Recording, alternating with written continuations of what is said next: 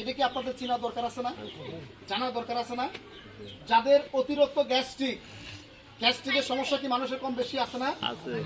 এই গ্যাস্ট্রিকের জন্য একটা গাছের পাতা যদি 40 দিন আপনারা তুলে খাইতে পারেন, আল্লাহ রসুলের রহমত, মালিকের দোয়ায় যত বড় গ্যাস, পেটের জ্বালা যন্ত্রণা, আমের ভাব, পেটের গন্ডগোল, এই রোগগুলো থেকে ইনশাআল্লাহ মালিকের দোয়ায় আপনারা সুস্থ এবং ভালো থাকতে পারবেন। তবে কোন ওষুধি গাছ খাবেন এখন চিনে নেন। আপনারা কি থানকুনি পাতা চিনেন? আদুনি বলে আপনার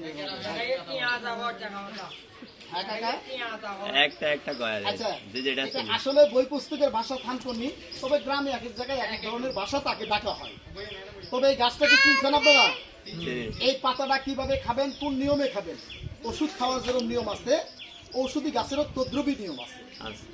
একটা থেকে দুইটা করে গাছ তুলবেন শিকড় সহ, শিকড় তো বুঝেন, শিকড় সহ তুইলা ভালো করে পরিষ্কার পানি দিয়ে ধুয়ে মুখে দিয়ে চাবায় খায় রসটুকু খাবেন, চাপা ফালায় দিয়ে 1 গ্লাস ঠান্ডা পানি খাবেন প্রতিদিন সকালবেলা খালি পেটে।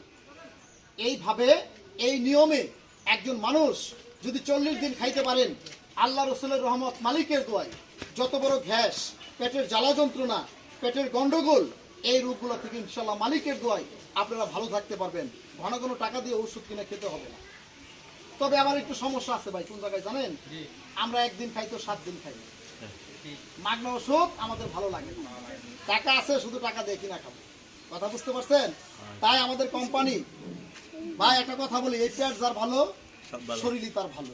পেট যার গন্ডগোল, শরীরও তার গন্ডগোল। তবে আমরা ওষুধগুলো এখন দিয়ে দিব।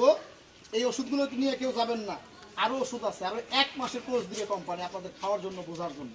ওটা যার প্রয়োজন সেও নিতে পারবে। তাহলে এখান থেকে দেওয়া শুরু করি।